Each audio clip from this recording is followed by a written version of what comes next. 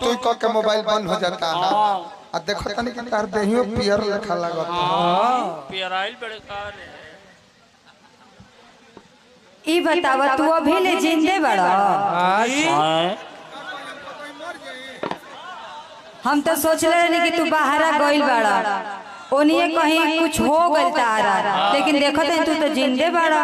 आई बतावा तू काहे खातिर बात पूछत रह कि हम कहां रहने? अपना घरे रहनिया। घरे तू रह चाहे कहीं रह, कहे के माने कि तार पुरान का हम प्रेमी है। कई साल से बाहर से आई नहीं तो तारा से मिले खातिर हमरा मन करबे करे।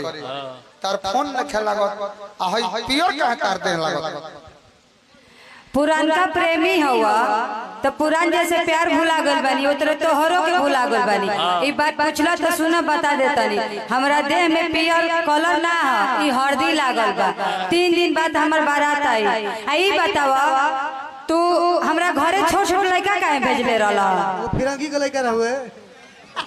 इतना तू परेशान कर देला, जा जा लड़का बोलत तरसन हो जाता के एक आदमी बोलावता काहे काहे बोलावत रहला?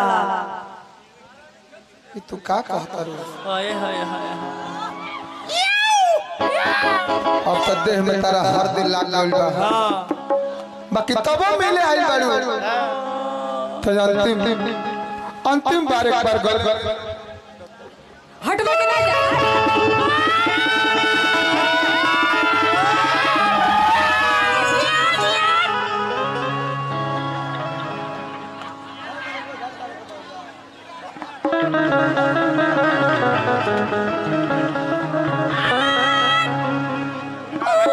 का भाई एक ठेव छिला गुल ब्यास।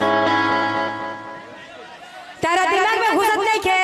तारा से कॉल करते हमरा से मेरे 3 दिन बाद बारात आई। हटवा के नहीं। पागल हो गइल बड़ा का काहे तैयार पे चढ़त तड़ा? समझ में नहीं खे आवत का कहतनी।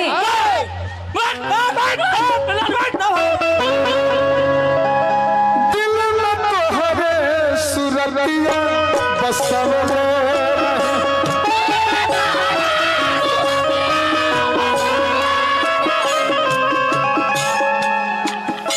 मन के मुराद तोहके बनवले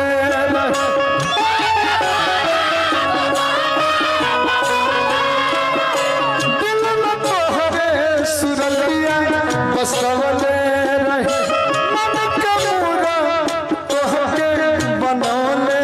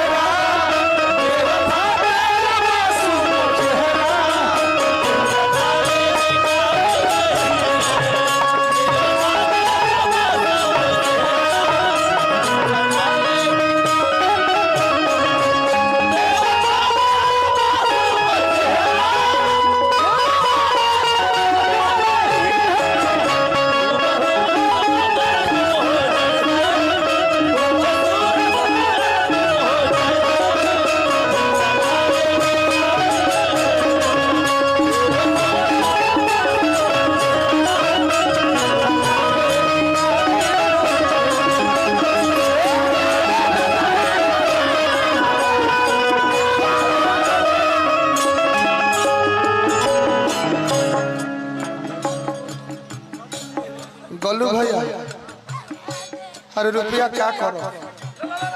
अरे जकरा खातिर पैसा कमात रहनी करते हमें हर दिन लागल लाज ना तो कल ना तो परसों बारात आइबे करी। आ जब ये हमारा जिंदगी में नहीं थे तो पैसा क्या करो? अरे पैसा वाले ला मोहब्बत तहर काम क्रिया करे के न पड़ी। हां पूरी बुनिया बनावल जाई। हां 5 गो डोमो खियावल जाई। हां तेल अब देखे ये हमारे बाले बुते जिया लग आई हमारे के मुआ के पतल पूरी के व्यवस्था के चिंता में बरस हमने के दिन भर तो स्कॉर्पियो किना गए ए तौरी गिरा देलस ए बबुआ स्कॉर्पियो पे हम चढ़ी ले तो अकेले चढ़ी ले मार्केट में बानी स्कॉर्पियो पे चढ़ते तो अकेले हम ही नहीं खिलू आवा हम स्कॉर्पियो पे आइले बे सुदर्शन भाई तो वही पर सूती जले इतना तबाह बन गए लोग। अरे जैसे मुखिया जी खरहटा हमार सरवन भैया पुरस्कार दिला हार्दिक अभिनंदन बा बाकी सुना कैसे सो हमें सनम ई जुदाई के जखम तू ही रहबू ना तेरा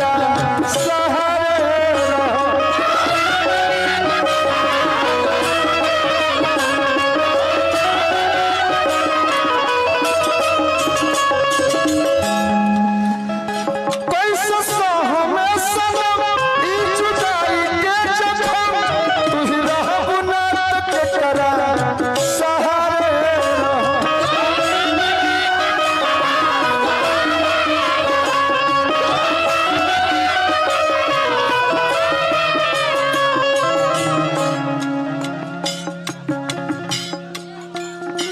जान चल जाई दीवाना के हमें जान चल जाई दीवाना के हमें